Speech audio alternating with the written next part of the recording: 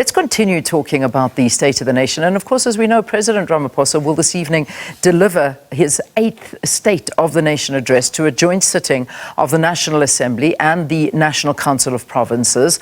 Sona provides the president with an opportunity to speak to the nation on the general state of South Africa, to reflect on a wide range of political, economic and social matters, and of course to account to the nation on the work of government and to set out government's programme of action. This year's address also comes as the country is preparing to hold national and provincial elections. But to talk a little bit about the history and significance of Sona, let's have a quick conversation with Professor Kealeboga Maphunye. He's a professor of African politics at the University of South Africa. Professor, always a pleasure having you, and thank you again for being with us. Good morning, Leanne, and good morning to your viewers. Thank you for inviting me. So, Prof, a quick one into this, and I suppose, let's perhaps look at it from the bigger picture. A State of the Nation address, why is it so significant that the President actually stands up and addresses South Africans? As you know, South Africa is a constitutional democracy, which is based on one of the principles being accountability.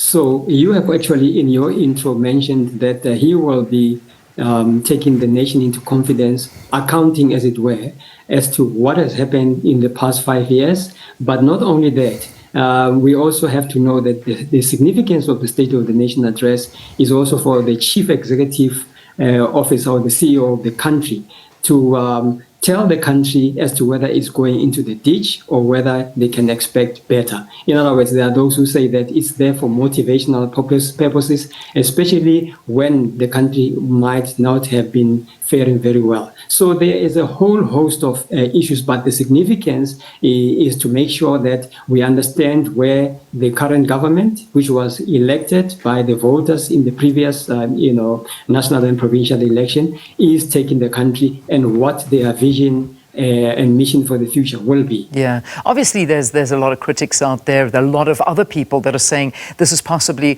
one of the most important addresses that we've had since 1994. But you have, like I said, organizations that are very skeptical. I mean, for instance, the Organization Undoing Tax Abuse, that's OUTA, has labeled the Sona a history of empty promises for local government reform, saying that multiple interventions into failing municipalities have achieved poor results despite repeated commitments at successive Sonas. In fact, they've gone as far as saying, stay away from Sona, don't even bother watching it, it's just going to be a waste of time. But that's not the message we're sending, that's what they're saying. What are your views on this? I mean, with some of these reactions to Sona? Leanne, government or incumbent governments, one should underscore that, always have critics and always have their praise singers or those people who support them. And the critics are many, not only organizations, civil society, even members of the public will say, I've heard even those who say this Sona is nothing else but some kind of a Durban July or some fashion parade, because normally people rock up there with fancy clothes and so on. But I normally want to look at the substance of the discussion inside those chambers and look at the speech. And over the years, if you look at the Mandela presidency, you look at the Mbeki presidency, of course, also then come into the Zuma presidency, and then, of course, the Ramaphosa presidency.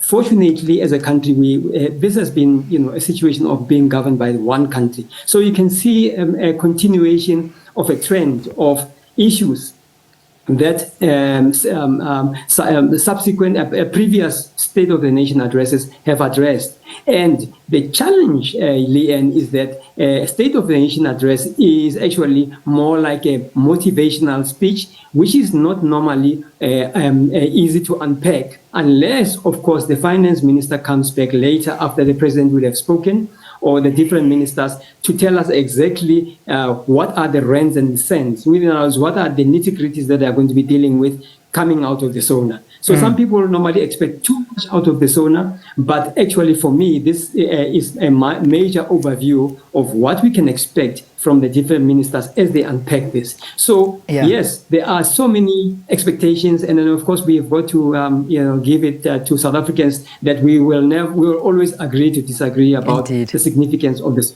Indeed. I mean, let's go back to the very first Sona that President Ramaphosa delivered. It was on the 16th of February. This was in 2010. I mean, we can't, 2018, 2010, in 2018. Can't forget that, can't forget that. That was after the political transition of former President Jacob Zuma. And he stood there and he quoted a Hugh Masekela song, Tumamina, I want to be there when the people start to turn it around, when they triumph over poverty. I want to be there when the people win the battle against AIDS. I want to lend a hand, send me. Remember those words? He quoted it, he spoke to it. What's happened since then? What happened since then is a mixed picture of a few successes here and there, but also a few challenges, as South Africans normally call them. I'd like to call them problems because they have been problems. One of them, we then went immediately into this COVID, situation, as you and I know, and it then becomes very, very difficult for you to now look at the programs that the government had actually set itself to say to what extent have they actually been impeded in, achieving them. We are not giving them excuses. We are saying we are acknowledging that there has been this difficult period, which the whole world, not only South Africa, was dealing with.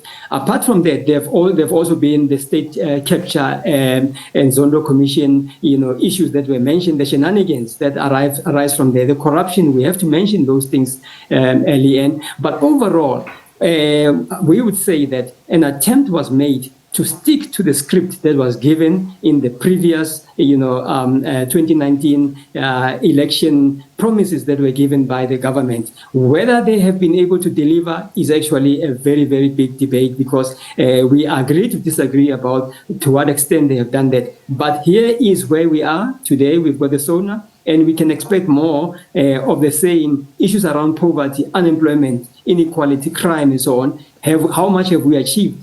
Obviously, we have to wait for the Sona. I normally like to look at what he actually says rather than what he intends to say, because sometimes the issues are just too many, and then we tend to speculate rather than actually hit the nail on the head, given the multiplicity of issues to deal with. Yeah, Professor, thank you. Kealeboga Maphunye talking to us about a preview of the State of the Nation address. As he said, very difficult to preview, rather to analyse after it's been said, but certainly there's going to be side shows as well. The former president expected to be there, Jacob Zuma. This was after he was suspended from the ANC. EFF leader Julius Malema and some of his other parties' members not going to be there. So how is that going to be taken? So there's a lot happening on the sidelines. It's going to be an interesting evening. Thank you, Prof, for being with us.